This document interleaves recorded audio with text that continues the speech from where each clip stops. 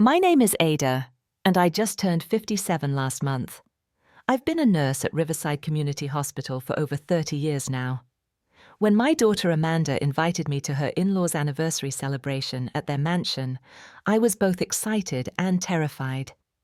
The Wilsons never approved of me, too common, too poor for their precious son. Little did I know that Sunday afternoon would change everything in ways I never imagined. While I share what happened that fateful Sunday afternoon, let me know where you're watching from. If my story resonates with you, please hit that like and subscribe button. Trust me, you'll want to hear how an unexpected breakdown changed everything. Life hasn't always been easy for me, but I've managed to create a decent one. After my husband Jack died from a sudden heart attack 15 years ago, I was left alone to raise our daughter Amanda, who was just 12 at the time. The grief nearly swallowed us whole, but somehow we survived. Jack had been a mechanic with his own small repair shop, and while he taught me basic car maintenance over the years, his death left us with mountains of medical debt. I threw myself into my nursing job, taking extra shifts whenever possible. Our 2-bedroom apartment in the east side of town wasn't fancy, but it was clean, safe, and ours. I remember how the living room walls were covered with Amanda's academic certificates and awards. That girl was brilliant from the start, always top of her class, with a mind sharp as a tack for numbers and business. "Mom, I'm going to make something of myself," she would tell me while studying late into the night. "I'm going to get us out of this neighborhood someday." I'd just smile and bring her another cup of tea, telling her, "Honey, there's nothing wrong with where we live. What matters is who we are inside these walls." That was always my philosophy, that wealth doesn't define worth. Even when we struggled financially, I taught Amanda to help others. We'd volunteer at the homeless shelter on Thanksgiving, donate clothes we outgrew, and always check on our elderly neighbors during bad weather. I wanted her to understand that compassion costs nothing, but means everything. When Amanda graduated high school as valedictorian, I couldn't have been prouder. She earned a partial scholarship to State University for Business and Finance, but even with that help, paying for college was a stretch. I picked up weekend shifts at a nursing home to cover what the scholarship didn't. Some nights I'd come home so exhausted I could barely climb the stairs to our apartment. But seeing Amanda thrive made everything worthwhile. 4 years later, she graduated summa cum laude with a business degree specializing in finance. Several investment firms were eager to hire her, and she accepted a position at Sterling Financial Advisors, one of the most prestigious firms in the city. I watched my baby girl transform into a confident young woman in tailored suits and sleek hairstyles, climbing the corporate ladder with determination and grace. About 2 years into her career, Amanda started mentioning a colleague named Logan. At first, he was just this brilliant analyst she worked with occasionally. Then he became Logan who keeps bringing me coffee. And eventually, Logan asked me to dinner. I could hear the excitement in her voice, even when she tried to sound casual. "He's the son of Gerald and Vivian Wilson," she told me one evening while visiting. "They own Wilson Luxury Hotels." I recognized the name immediately. The Wilsons were practically royalty in our city, with properties across the country and a reputation for extravagance. I felt a flutter of concern. "They sound very different from us," I said carefully. Amanda shrugged. "Logan isn't like his parents. He wanted to make his own way instead of just joining the family business right away. That's why he's working at Sterling." Their relationship developed quickly. Within 6 months, they were inseparable. Amanda started spending weekends at Logan's downtown penthouse and attending high society functions as his date. Her wardrobe grew more expensive, her tastes more refined. Sometimes when she visited, I caught her looking around our modest apartment with new eyes, as though seeing its shabbiness for the first time. When Logan finally came to our apartment to meet me, he was polite but clearly uncomfortable. Tall and handsome, in a carefully casual outfit that probably cost more than my monthly rent, he sat stiffly on our worn sofa and made small talk. He complimented my homemade lasagna, but barely ate a bite. I noticed how his eyes swept over our mismatched furniture and the water stain on the ceiling that the landlord kept promising to fix. "Your daughter is extraordinary, Mrs. Montgomery," he said as he was leaving. "You must be very proud." "I am," I replied simply, "and please call me Ada." He nodded, but never did use my first name that evening or any time after. 3 months later, Amanda called me practically screaming with joy. He proposed Mom Logan proposed. The diamond on her finger when she showed me was bigger than any I'd ever seen outside of a jewelry store window. The wedding plans quickly spiraled into something out of a fairy tale, or at least the Wilsons' version of one. I met Gerald and Vivian Wilson for the first time at the engagement dinner they hosted at their country club. Gerald was tall like his son, with silver hair and cold blue eyes that assessed everything in terms of monetary value. Vivian was slim and elegant, her blonde hair perfectly styled, her smile never reaching her eyes. They greeted me with firm handshakes and tight smiles. "So you're a nurse," Vivian said, her tone making it sound like I'd said I was a street sweeper. "How meaningful." Throughout the evening, they asked about Amanda's childhood, frowning slightly at mentions of our neighborhood or public school education. When Gerald asked about Amanda's father and I explained he'd been a mechanic, I saw the slight curl of his lip. "Blue collar runs in the family then," he commented, glancing at his wife. The wedding was a spectacle that cost more than I'd earned in the past 5 years combined. The Wilsons insisted on paying for everything, waving away my offers to contribute. "We want the best for our only son," Gerald had said. "No need to worry yourself about the expenses." The ceremony took place at the Wilsons' country estate with 300 guests, most of whom I'd never met. Amanda looked breathtaking in her designer gown, but as I helped her prepare in the bridal suite, she seemed tense and distant. "Are you happy, sweetheart?" I asked, adjusting her veil. She glanced at me in the mirror. "Of course, Mom. This is everything I ever wanted." But something in her eyes made me wonder if that was true, or if this lavish lifestyle had become a requirement rather than a choice. At the reception, I was seated at a table far from the wedding party. When I approached to congratulate the newlyweds, Vivian smoothly intercepted me. "The photographer needs some family photos right now," she said sweetly. "Family only for the moment." I stood there watching as they posed, Logan, Amanda, Gerald, and Vivian, a perfect coordinated quartet in their designer clothes. I felt invisible in my carefully chosen blue dress that had seemed so lovely in the department store, but now felt woefully inadequate. After the wedding, Amanda and Logan moved into a luxury condo downtown. Our weekly lunches became monthly, then sporadic at best. When we did meet, Amanda would talk about their vacations to Europe, the charity galas they attended, or the famous people they'd met through Logan's parents. Sometimes she'd catch herself mid-story and ask about my life, but her eyes would glaze over as I talked about my patients or neighborhood happenings. I tried not to take it personally. After all, this is what we want as parents, for our children to have more than we did. But I couldn't shake the feeling that I was losing my daughter to a world that had no place for someone like me. The phone rang early on a Tuesday morning, startling me as I was getting ready for my shift. Amanda's name flashed on the screen, a rare occurrence these days. "Mom, are you busy?" Her voice had that slightly breathless quality it got when she was excited about something. "Just getting ready for work, honey. Is everything okay?" "Everything's great. Actually, I'm calling because Logan and I want to invite you to his parents' 35th wedding anniversary celebration this Sunday." I nearly dropped the phone. In the 2 years since the wedding, I'd never once been invited to the Wilson home. "Really? That's unexpected," I said carefully. "I know, right. But Logan insisted. He says it's time to bring the family closer together." She paused. "It's really important to him, Mom, and to me." The hope in her voice was impossible to resist. "Of course I'll be there, sweetheart. What time?" 2 o'clock sharp. It's a formal afternoon tea party.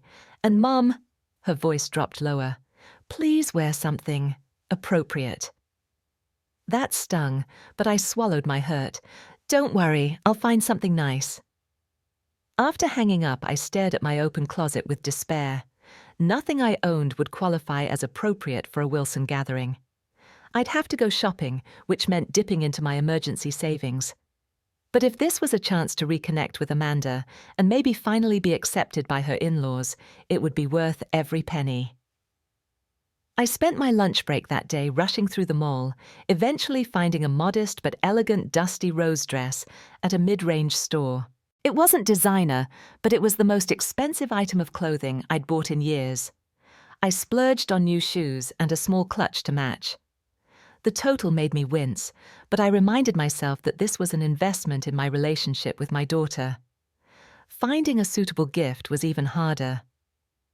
What do you get for people who have everything? After much deliberation, I decided on a small watercolor painting from a local artist, expensive enough to be respectful, but personal enough to show thought. It depicted a family of birds nesting together, which seemed appropriately symbolic.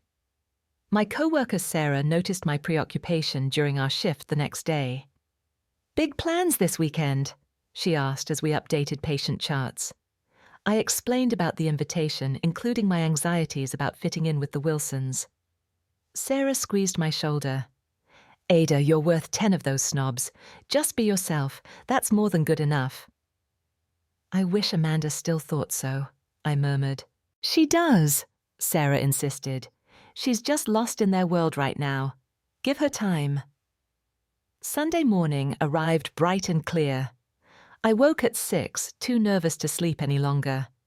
I spent extra time on my hair and makeup, trying to strike the perfect balance between polished and natural. The dress looked even better than it had in the store, and for a moment, as I looked in the mirror, I felt a flicker of confidence. My phone pinged with a text from Amanda. "Just confirming you'll be here at 2 p.m. sharp. Traffic can be bad near the estate." I texted back a quick confirmation and gathered my things. The Wilson estate was in an exclusive gated community about 45 minutes outside the city. My 15-year-old Toyota looked increasingly out of place as I drove through progressively wealthier neighborhoods. "You belong there just as much as anyone," I told my reflection in the rearview mirror, trying to believe it. "You're the mother of Logan's wife. You have every right to be included." The spring day was gloriously sunny, with clear skies and blooming flowers along the roadside. I took it as a good sign. Perhaps today would mark a new beginning for all of us. Maybe Gerald and Vivian would finally see past my modest circumstances to the person I truly was. Maybe Amanda would remember the values I'd raised her with. Maybe we could bridge the chasm that wealth and status had created between us. With these hopeful thoughts, I drove toward what I believed might be a turning point in our family's story, unaware of just how true that would prove to be, though not in any way I could have imagined. I was making good time on the drive to the Wilson estate when I spotted it. A sleek midnight blue Bentley Continental pulled over on the shoulder of the scenic country road. The hood was up, and a woman was standing beside it, looking distressed as she peered at the engine. I slowed down instinctively. The road was relatively deserted, winding through wooded areas between estates. It didn't seem safe to leave someone stranded here, especially an older woman alone. Still, I hesitated. I was already nervous about arriving exactly on time to the Wilsons' celebration. Being late would only reinforce whatever negative opinions they already had of me. I glanced at the dashboard clock, 1:20 p.m. I had 40 minutes to make a 15-minute drive. If I stopped, I might cut it close, but I should still make it. The woman looked up as I passed our eyes meeting briefly. She appeared to be in her early 60s, with elegant silver-streaked dark hair and an air of quiet dignity, despite her obvious predicament. Something in her expression, a mixture of frustration and hope, made the decision for me. I pulled over about 20 feet ahead of her Bentley and put on my hazard lights. As I walked back toward her, I noticed her stylish outfit, a cream-colored suit that probably cost more than 3 months of my salary. "Car trouble," I called, offering a friendly smile. Relief washed over her face. "Oh, thank goodness! I've been waiting for 20 minutes, but hardly anyone uses this road." She extended her hand. "I'm Eleanor." "Ada," I replied, shaking her hand. "What seems to be the problem?" "I'm not entirely sure. The engine started making a terrible noise, then the temperature gauge shot up, and everything just died." She gestured helplessly at the engine. "I know absolutely nothing about cars, I'm afraid. My driver usually handles everything, but he's on vacation, and I decided I could manage a simple drive on my own." She gave a self-deprecating laugh. "Clearly I was mistaken." I stepped closer to examine the engine, careful to avoid getting my dress dirty. "May I? Please. I'd be enormously grateful." I leaned in, drawing on the knowledge Jack had shared with me over the years of our marriage. The problem became apparent almost immediately. A blown radiator hose had caused the engine to overheat. "You've got a coolant leak," I explained. "See this hose here? It's ruptured. That's why your engine overheated and shut down." Eleanor peered where I was pointing. "Can it be fixed?" "Temporarily, yes. I can't replace the hose, but I might be able to patch it enough for you to reach the nearest service station." I straightened up. "Do you have any duct tape in the car, or even electrical tape?" She thought for a moment. "I believe there's an emergency kit in the trunk." While Eleanor retrieved the kit, I checked the time again. 1:30 p.m. Still manageable, but my cushion was shrinking. The emergency kit was impressively comprehensive, including a small roll of duct tape. I set to work, carefully wrapping the tape around the damaged portion of the hose. "Where did you learn to do this?" Eleanor asked, watching me with interest. "My late husband was a mechanic," I explained, concentrating on creating a tight seal. "He taught me basic car maintenance, said a woman should never be helpless on the road." "He sounds like a wise man." He was. I smiled at the memory of Jack patiently showing me how to change a tire check, the oil, and jumpstart a battery. He believed in being prepared and helping others when you can. As I worked, Eleanor told me she was headed to a family gathering. "My son and daughter-in-law are celebrating their anniversary," she said. 35 years. Quite an achievement these days." "Congratulations to them," I replied, thinking it was quite a coincidence that I was headed to the same type of event. "Family celebrations are special." "They are, though. Sometimes family can be complicated." Something in her tone suggested there was a story there, but I didn't pry. The repair was getting messy. Despite my efforts to be careful, engine grease and coolant had smeared onto my hands and forearms. I'd even gotten a streak across the front of my new dress when I leaned too far over the engine. I glanced at my watch again. 1:45 p.m. Anxiety fluttered in my chest. I was cutting it very close now. "You seem concerned about the time," Eleanor observed. "I'm supposed to be at a family event too," I admitted. "My daughter's in-laws are having an anniversary celebration, and I'm expected at 2:00 sharp." "Oh dear, I'm keeping you, aren't we? It's all right, I couldn't just drive past." I secured the last piece of tape. "There, this should hold temporarily, but you'll need to refill the coolant before starting the engine." Eleanor looked alarmed. "I don't have any coolant." "Water will work in an emergency." I spotted a half-empty water bottle in her cup holder. "May I?" She nodded, and I carefully poured the water into the coolant reservoir.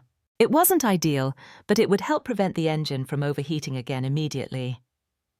"Now, when you start the car, watch the temperature gauge closely," I instructed. "If it starts rising quickly, pull over right away. This is just a temporary fix to get you to a service station." "I can't thank you enough," Eleanor said warmly. "Most people wouldn't have stopped, especially someone clearly on their way to a special occasion." She gestured at my dress. I looked down at myself and suppressed a groan. My carefully selected outfit was now stained with grease, and my hands were filthy. I had wipes in my car, but they wouldn't fully remove the grime. "I'm glad I could help," I said sincerely, despite my dismay at my appearance. "There's a service station about 5 miles ahead. They should be able to replace the hose properly." Eleanor insisted on taking my phone number. "I want to properly thank you," she said. "You've saved me from what would have been a very unpleasant situation." I quickly scribbled my number on a receipt I found in my purse, then hurried back to my car. The dashboard clock now read 1:52 p.m. There was no way I would make it on time, even driving at the speed limit. With shaking hands, I texted Amanda. "Running about 15 minutes late. Had to stop to help someone with car trouble. So sorry." No response came as I pulled back onto the road, heading toward the Wilson estate, with a growing sense of dread about the reception that awaited me.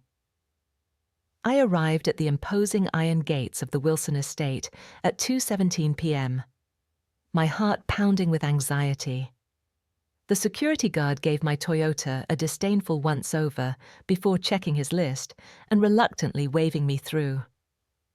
As I drove up the winding, perfectly manicured driveway, the Wilson mansion came into view, a sprawling Georgian-style home with symmetrical wings and towering white columns. The circular drive in front was filled with luxury vehicles, Mercedes, BMWs, Audis, and even a few Bentleys that reminded me of Eleanor. My weathered Toyota looked woefully out of place as I parked it at the far end of the drive, hoping it wouldn't be too conspicuous. In the rearview mirror, I assessed the damage to my appearance. There was a noticeable grease smudge on my dress that the baby wipes from my glove compartment had only partially removed. My carefully styled hair had wilted in the spring humidity, and some of my makeup had worn off during the car repair.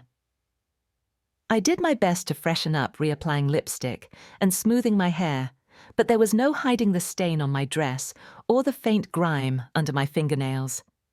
Taking a deep breath, I grabbed the wrapped gift and my purse, then made my way to the grand entrance. A uniformed butler opened the door before I could knock. "Name, please."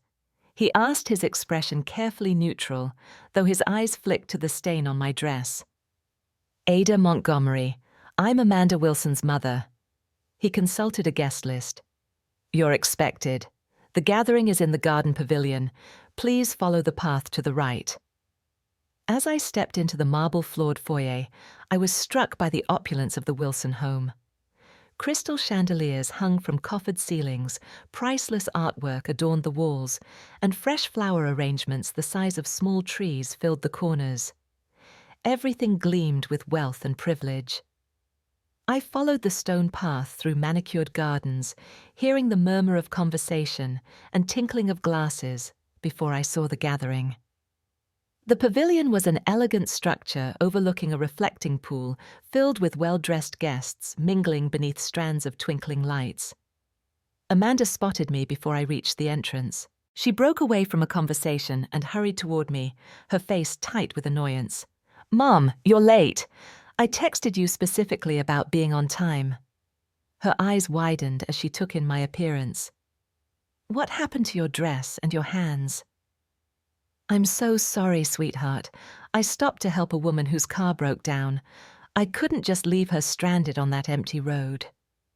Amanda closed her eyes briefly, as if summoning patience. "You couldn't have called roadside assistance today of all days." She was an older woman all alone. It would have taken ages for help to arrive. I tried to explain. "I know how to fix a radiator hose temporarily. It only took 20 minutes. 20 minutes that made you late to one of the most important events of the year," Amanda hissed. She took a deep breath and plastered on a smile that didn't reach her eyes. "It's done now. Let's just try to salvage this. Come on, you need to congratulate Gerald and Vivian." She practically dragged me toward the center of the pavilion where the Wilsons were holding court, surrounded by admirers. Gerald looked distinguished in a light grey suit, while Vivian sparkled in a designer dress and diamond jewelry. "Gerald, Vivian," Amanda said brightly, My mother has finally arrived. Their smiles froze as they turned to face me.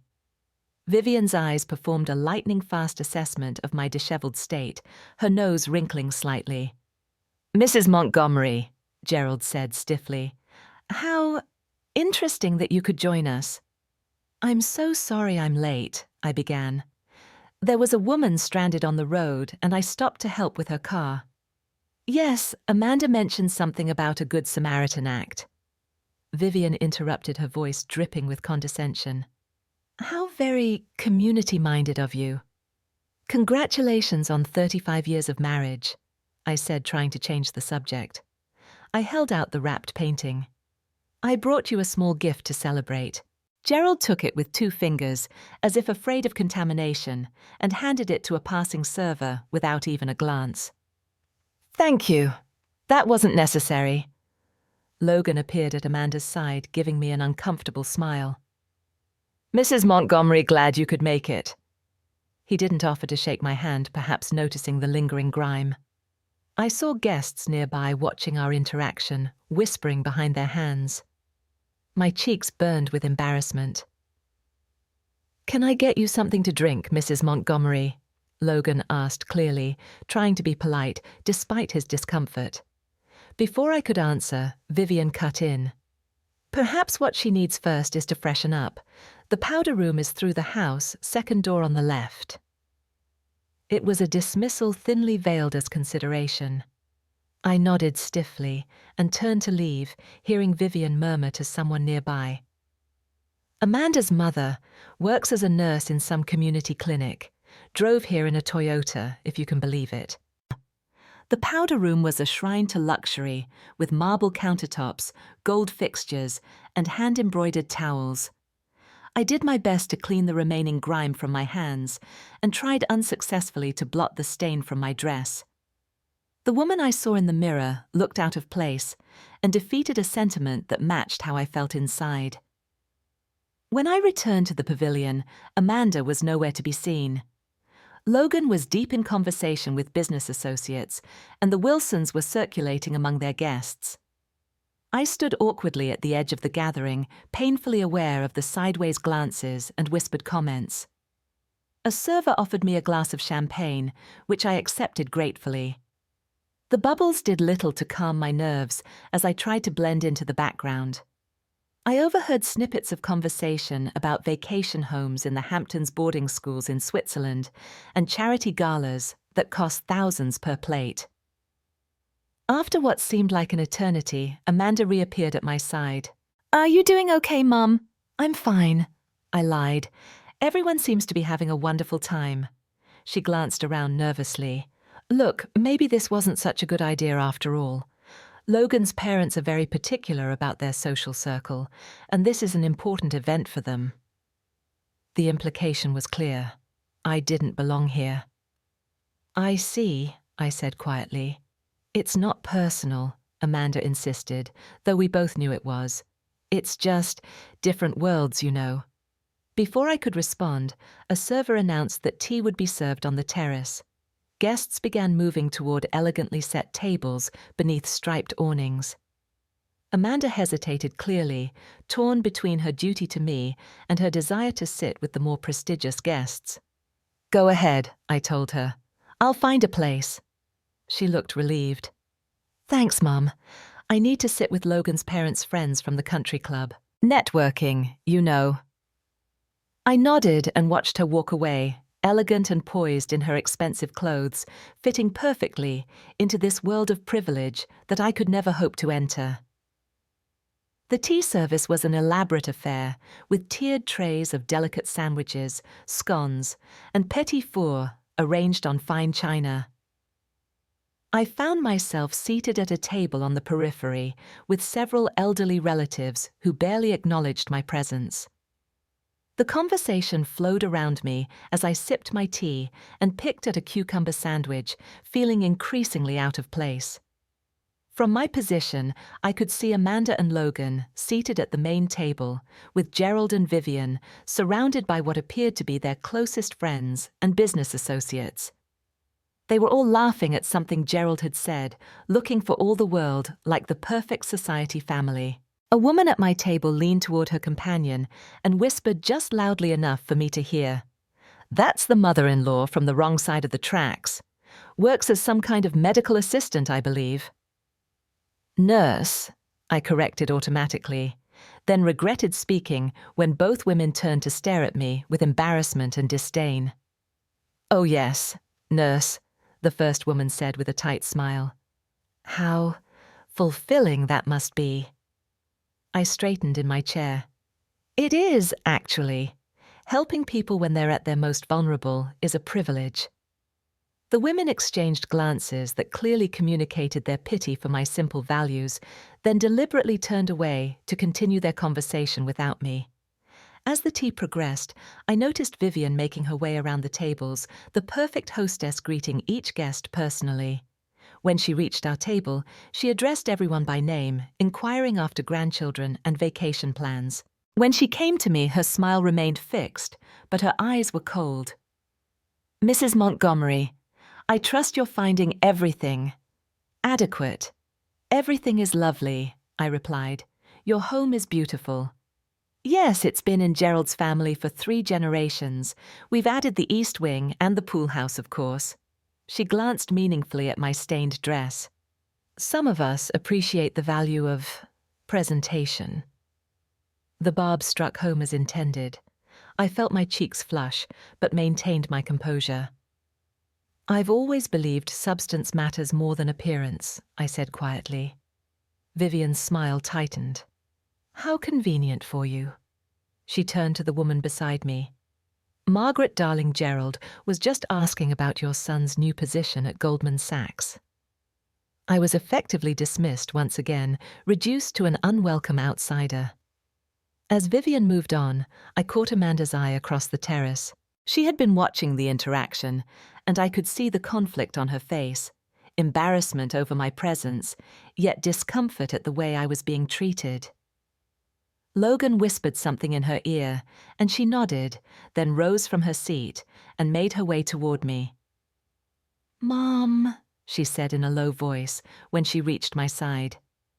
"Maybe we should find somewhere quieter to talk." I followed her to a secluded spot near a rose garden away from the other guests. For a moment I hoped she was going to acknowledge the rudeness of her in-laws, to stand up for me in some small way. Instead, she said, "I think it might be best if you head home soon." The words stung like a physical blow. "You're asking me to leave." "It's not like that," she insisted, though it was exactly like that. "It's just, this is a really important day for the Wilsons. Their friends are all here business associates, people they need to impress. And I'm not impressive enough," I finished for her. Amanda had the grace to look uncomfortable. "That's not what I meant. It's just different circles, different expectations." "I raised you to judge people by their character, not their bank account," I reminded her.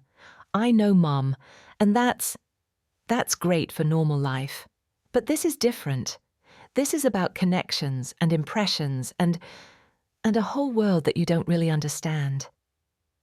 "I understand perfectly," I said, my voice steady, despite the pain in my heart. "I understand that you're ashamed of me." "That's not fair," she protested, but her eyes slid away from mine. "I love you, Mom.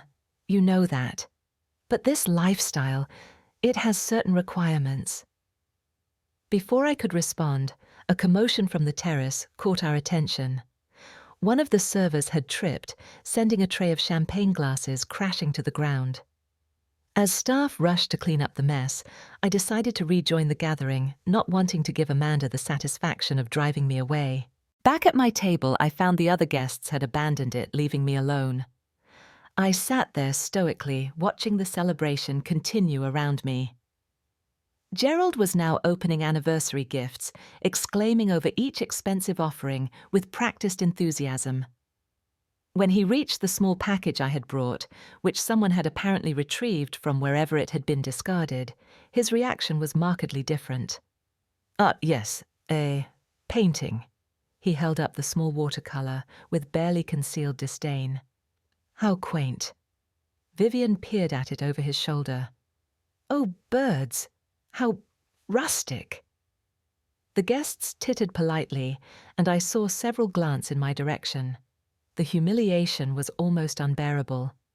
As I shifted in my seat, trying to decide whether to endure more of this treatment or simply leave, I accidentally bumped the table. My teacup teetered, then tipped over, sending a stream of dark tea across the pristine white tablecloth and onto the lap of my dress. The gasps were audible from nearby tables. A server rushed over with napkins, but the damage was done. The tablecloth was stained, and my already compromised dress now sported a large wet patch in addition to the grease mark. Vivian materialized beside me, her face a mask of barely concealed fury. I think that's quite enough excitement for one afternoon, don't you? Gerald appeared at her side, his expression stern. Mrs. Montgomery, perhaps it would be best if you were to take your leave. This is a special occasion for our family, and we'd like to continue it without further incidents. I stood up shakily, my dignity in tatters, but my spine still straight. I apologize for the accident. Congratulations again on your anniversary. Amanda hurried over, her face flushed with embarrassment. Mom, I'll walk you out. As we crossed the lawn toward the driveway, Amanda's posture was rigid with tension. I can't believe this happened, she whispered furiously. Do you have any idea how this makes me look? The injustice of her words struck me like a physical blow. How it makes you look. I came here trying to bridge a gap that your in-laws have deliberately maintained. I was treated like an unwelcome intruder from the moment I arrived. Because you showed up late and dirty, because you knocked over a teacup on a handmade Italian tablecloth that probably cost more than your car. Because you brought a painting from a nobody artist when everyone else brought Tiffany and Baccarat. We reached my car, and I turned to face my daughter, truly seeing her for the first time in years. This wasn't the compassionate young woman I had raised. She had become someone else entirely, someone who valued status over kindness, appearance over character. I was late because I stopped to help another human being in need, I said quietly. I got dirty fixing her car so she wouldn't be stranded on a deserted road. And that painting. It was the most expensive thing I could afford. Chosen. Because I thought the image of a family supporting each other might actually mean something to you all. Amanda's eyes filled with tears, but whether from regret or continued frustration, I couldn't tell. I'm sorry you're ashamed of me, I continued, my voice breaking slightly. I've never been ashamed of you, not until today, when I watched you choose the approval of those shallow people over your own mother. Mom, that's not fair, she protested. Isn't it? When was the last time you visited my apartment? When did you last ask about my work, my friends, my life? You've been so busy climbing into the Wilsons' world that you've forgotten where you came from. Maybe I wanted to forget, she shot back. Then immediately looked horrified at her own words. The statement hung between us, painful in its honesty. I see, I said finally. Well, I won't embarrass you any further. Please give my regards to Logan. Salmi kotelam kon sohonyuve, Amanda whispered almost to herself. Why do you have to make me ashamed like this? She turned and walked quickly back toward the house without another word or backward glance. I climbed into my car, hands shaking as I inserted the key into the ignition. As I began to pull away from the mansion, I realized I'd forgotten to retrieve the painting from Gerald and Vivian. The thought of going back was unbearable, so I left it behind. Another small piece of myself abandoned in a place where I would never belong. Tears blurred my vision as I drove down the winding driveway toward the gate. The security guard barely glanced at me as he opened it to let me leave, as if relieved to be rid of the embarrassing interloper. I had just pulled onto the main road when I saw a familiar midnight blue Bentley approaching the Wilson estate. Through my tears, I recognized Eleanor at the wheel. She seemed to be headed directly to the celebration I had just been expelled from. The coincidence was so strange that I nearly pulled over to watch, but my humiliation was too fresh, my heart too broken to linger anywhere near the Wilsons' domain. Instead, I continued driving away, unaware that the connection between Eleanor and the Wilsons would soon turn my world upside down once again. I was nearly home when my phone rang. The number wasn't familiar, but I answered anyway, hoping it might be Amanda calling from someone else's phone to apologize. "Hello," my voice still sounded shaky from crying. "Ada, is that you? It's Eleanor, the woman you helped on the road earlier." I was surprised to hear from her so soon. "Oh, hello. Did you make it to your destination all right?" "I did, thanks to your quick thinking. The service station replaced the hose properly." She paused. "But that's not why I'm calling. I believe you left something behind at my son's house." My breath caught. "Your son's house? Yes, Gerald Wilson. I understand you were at his anniversary celebration today." The revelation hit me like a physical blow. Eleanor was Gerald's mother, Logan's grandmother, which made her one of the wealthiest and most influential women in the city, and I had been elbow-deep in her Bentley's engine just hours ago. Yes, I was there," I managed to say. "You're Gerald's mother." "I am. And you, it seems, are Amanda's mother, my grandson's mother-in-law." Her voice warmed. "A connection neither of us realized when you so kindly helped me." I pulled into the parking lot of my apartment building and stopped the car too stunned to trust myself to drive and talk simultaneously. "I arrived just as you were leaving," Eleanor continued. "Imagine my surprise when I mentioned being helped by a kind woman named Ada, only to have Gerald turn white as a sheet." "I'm sure they had plenty to say about me," I said bitterly, unable to help myself. "Indeed they did," Eleanor agreed, her tone turning crisp. "None of it favorable, I'm afraid, which struck me as exceedingly strange considering the compassion and competence you showed earlier today." I didn't know how to respond, caught between embarrassment and lingering hurt. "When I heard their version of events," Eleanor continued, "I felt compelled to share my own. I told them exactly how you stopped to help a stranger, ruined your lovely dress in the process, and were consequently late to their precious party." The thought of Eleanor defending me to the Wilsons brought a lump to my throat. "You didn't have to do that," I said softly. "Oh, but I did," Eleanor insisted. "The way they treated you was appalling, especially after I explained that, without your help, I would have missed the entire celebration." She paused, and I heard voices in the background. "In fact, that's the other reason I'm calling. I'm still at Gerald's house, and there are several people here who owe you an apology. Would you consider coming back?" The request took me completely by surprise. "I don't think that's a good idea. The Wilsons made it very clear I don't belong there." "Nonsense," Eleanor said firmly. "It's still my family's home regardless of what Gerald and Vivian might think, and I'm inviting you personally." "I appreciate that, but the situation with Amanda is complicated. I don't want to make things worse for her."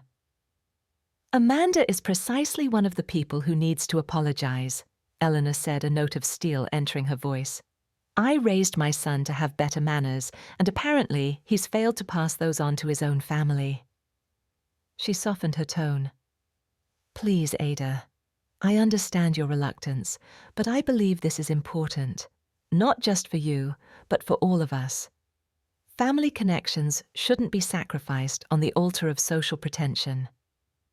"All right," I said finally. "I'll come back." "Excellent.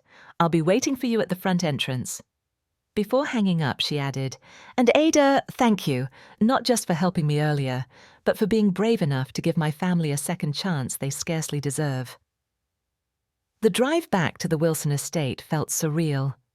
I checked my appearance in the rearview mirror, red-rimmed eyes, tear-streaked makeup up, the stained dress now sporting both grease marks and tea stains.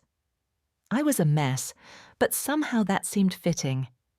If the Wilsons were going to see me, they might as well see the real me, imperfections and all. As promised, Eleanor was waiting on the front steps when I arrived. She came forward to greet me as I parked, looking every inch the family matriarch in her cream-colored suit. "There you are," she said warmly, taking my hands in hers. "Thank you for coming back." "I'm not sure what this will accomplish," I admitted. "At minimum, some long overdue accountability," Eleanor replied, with a determined gleam in her eye. "Come, they're waiting in the library." She led me through the grand foyer and down a hallway lined with portraits of Wilson ancestors. The library was a magnificent room with floor-to-ceiling bookshelves and leather furniture. Gerald and Vivian stood stiffly near the fireplace, while Logan and Amanda sat together on a sofa, both looking uncomfortable. When we entered, all eyes turned toward us. Gerald's expression was a mixture of embarrassment and resentment, while Vivian looked as though she'd bitten into something sour. Amanda wouldn't meet my gaze, her eyes fixed on her clasped hands.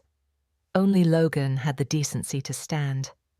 "I've brought Ada back," Eleanor announced unnecessarily. "I believe there are several conversations that need to happen." An uncomfortable silence followed, broken finally by Gerald clearing his throat. "Mother has informed us of the circumstances surrounding your tardiness today," he said stiffly. "It appears we may have misjudged the situation." It wasn't exactly an apology, but from Gerald Wilson, it might have been as close as one could expect. Vivian stepped forward, her smile tight. "We're grateful for your assistance to Eleanor. Had we known, we would have been more understanding." Eleanor raised an eyebrow. "Is that really the best you can do? This woman helped me when I was stranded, ruined her dress, and made herself late to your celebration in the process. And all you can offer is that you might have been more understanding." Vivian flushed. "What would you have us say, Mother Wilson? That we're sorry for maintaining certain standards in our home?" "I would have you recognize basic human decency when you see it," Eleanor retorted. "Ada didn't stop to help me because of my name or my car or my social standing. She stopped because someone needed help. That's a quality worth far more than all the standards you think you're upholding." The rebuke hung in the air. Gerald shifted uncomfortably, while Vivian's lips pressed into a thin line. Logan looked between his grandmother and his parents, clearly torn between family loyalties. It was Amanda who finally broke the stalemate, rising from the sofa with tears in her eyes. "Mom, I'm sorry," she said, her voice cracking. "I was horrible to you today. I was so worried about what the Wilsons would think that I forgot who you really are, who I'm supposed to be." She crossed the room and took my hands. "You've always taught me that character matters more than status. You showed that today when you stopped to help Mrs. Wilson and I. I failed completely when I chose their approval over standing by you." Her sincerity touched me deeply. "Oh, Amanda," I said softly. "Please forgive me," she whispered. "I don't want to lose you over this." I pulled her into a hug, feeling her shoulders shake as she cried, "You won't lose me, no matter what." Logan approached next, his expression genuinely contrite. "Mrs. Montgomery, Ada, I owe you an apology too. I should have stood up for you today. Your family, and I let you be treated poorly in my family's home." His acknowledgement surprised me. "Thank you, Logan." Eleanor watched this exchange with approval, then turned expectantly to Gerald and Vivian. "Well," Gerald stepped forward stiffly. "Mrs. Montgomery, it appears we owe you an apology. Our behavior was inappropriate." "What Gerald is trying to say," Eleanor interjected, "is that they judged you based on superficial criteria rather than recognizing your true worth. Something I hope they'll be more mindful of in the future." Vivian looked as though she'd swallowed something disagreeable, but nodded reluctantly. "We were wrong to treat you as we did." It wasn't the most gracious apology I'd ever received, but from Vivian Wilson it was practically effusive. I nodded my acceptance, not trusting myself to speak, without saying something I might regret. Eleanor smiled approvingly. Now that we've addressed that unpleasantness, I believe there's still an anniversary celebration happening. Ada, would you care to join us? Properly this time. She linked her arm through mine, a gesture that clearly signaled her endorsement to everyone present. The message was unmistakable. If Eleanor Wilson accepted me, no one else's opinion mattered. As we walked back toward the garden pavilion, Eleanor whispered, "Don't worry about Gerald and Vivian. They'll come around eventually, or answer to me if they don't." For the first time that day, I felt a genuine smile spread across my face. Sometimes help comes from the most unexpected places, and so does justice. The weeks following that eventful Sunday brought changes I never could have anticipated. Eleanor Wilson, true to her word, became my staunch advocate within the Wilson family circle. She began inviting me to lunch regularly, sometimes at exclusive restaurants, where we drew curious glances from other patrons wondering about our unlikely friendship. "Let them wonder," Eleanor would say with a dismissive wave. "Most of those people have more money than sense anyway." Coming from one of the wealthiest women in the city, the statement made me laugh every time. Eleanor had a refreshing lack of pretension for someone of her social standing. She reminded me in many ways of myself, practical, straightforward, and more interested in people's character than their pedigree. "You know," she told me during one of our lunches, "I worked as a teacher before I married Gerald's father. Most people don't know that about me. They see the Wilson name and assume I was born into this lifestyle. This revelation surprised me. You never mentioned that before." "Gerald prefers to forget it," she said with a shrug. He embraced the Wilson legacy of luxury hotels and social climbing with such enthusiasm that sometimes I barely recognized the little boy I raised. Her honesty about her son was both surprising and comforting. It helped me understand that even in families of immense privilege, relationships could be complicated and painful. My relationship with Amanda began a slow healing process. The day after the disastrous party, she came to my apartment, the first visit in nearly a year, bringing coffee and apologies. "I've been awful, Mum," she admitted as we sat at my small kitchen table. "I got so caught up in the Wilsons' world that I started seeing everything through their eyes, including you." "It's a seductive world," I acknowledged. "All that luxury and privilege. It would be easy for anyone to be dazzled by it. But that's no excuse for forgetting where I came from, who I came from." She reached across the table to squeeze my hand. "You sacrificed everything to give me opportunities. You taught me values that matter. And I threw all that aside to fit in with people who measure worth by bank accounts and addresses." Her self-awareness gave me hope that the daughter I'd raised hadn't completely disappeared into the Wilson world. "I want to do better," she promised. "I want to find a balance between Logan's life and the values you taught me." It wouldn't be an overnight transformation, but it was a start. We began reinstating our weekly lunches, sometimes at my favorite diner near the hospital, sometimes at the upscale cafes Amanda preferred.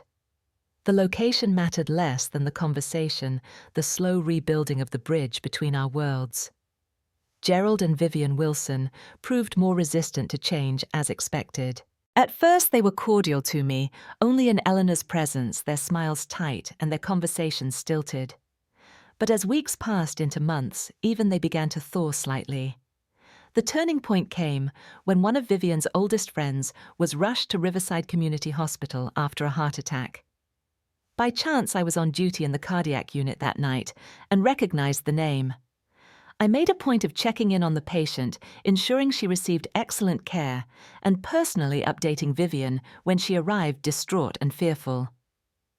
"Your friend is stable," I assured her, leading her to the waiting area. "Dr. Harrison is one of our best cardiologists. She's in good hands." Vivian looked at me with genuine gratitude, perhaps seeing for the first time the value of the work I did. "Thank you," she said simply. It was a small moment, but it shifted something in our relationship. The next time we met at a family dinner, her greeting was warmer, her questions about my work more sincere. Gerald remained the most distant, but even he began to show occasional glimpses of humanity. When he learned that the community clinic where I volunteered on weekends was at risk of closing due to funding cuts, he surprised everyone by making an anonymous donation that secured its operations for another year. "It wasn't me," he insisted when Eleanor suggested he was responsible. But the timing was too coincidental, and I caught his eye across the table, offering a small nod of thanks. He returned it almost imperceptibly before changing the subject. Logan, to his credit, made the most consistent effort to bridge the gap between our families. He began asking me about my nursing career, showing genuine interest in the challenges and rewards of healthcare work. He even arranged for a substantial donation to the hospital's pediatric wing from the Wilson Family Foundation. "It's not just for show," he assured me when the donation was announced. "I want to contribute to things that actually matter." As for me, the experience changed me in ways I hadn't expected. I had always defined myself partly in opposition to people like the Wilsons, priding myself on values they seemed to lack. But Eleanor taught me that wealth and compassion weren't mutually exclusive. That judgment could flow both ways across the socioeconomic divide. "You assumed all wealthy people were like Gerald and Vivian," she pointed out during one of our conversations. "That's its own kind of prejudice, isn't it?" The observation stung because it contained truth. I had been so focused on not being judged for my modest circumstances that I hadn't recognized my own tendency to make assumptions about those with privilege. "We're all works in progress," Eleanor said kindly, seeing my discomfort. "The important thing is to keep learning, keep growing." The healing process wasn't linear. There were still awkward moments at family gatherings, times when class differences became painfully apparent. Amanda occasionally slipped back into patterns of embarrassment about her upbringing, and I sometimes found myself being defensively proud of my modest lifestyle. But we were trying, all of us in our different ways. The Wilson family Christmas party that December included not just me, but also my closest friend Sarah from the hospital and her husband. Eleanor made a point of introducing them to everyone as Ada's dear friends, her endorsement ensuring they were treated with respect. Looking back on that Sunday afternoon, when I stopped to help a stranded motorist, I marvel at how a simple act of kindness altered the course of so many lives. Had I driven past Eleanor to arrive punctually at the Wilson celebration, I might have lost Amanda forever to a world that valued appearance over substance. Instead, by simply being true to my values, by stopping to help someone in need, I set in motion events that ultimately brought healing and understanding. Sometimes the truest measure of wealth isn't found in bank accounts or mansions, but in having the courage to stop for someone in need. Every day I'm grateful that I chose kindness over punctuality that afternoon. Has an unexpected detour ever changed your life in a meaningful way? I'd love to hear your stories in the comments below. And if this story resonated with you, please hit that like button and subscribe to hear more experiences from my journey. Remember, sometimes our greatest blessings come disguised as inconvenient detours. Thank you for listening, and may you always find the courage to stop when someone needs help on their journey.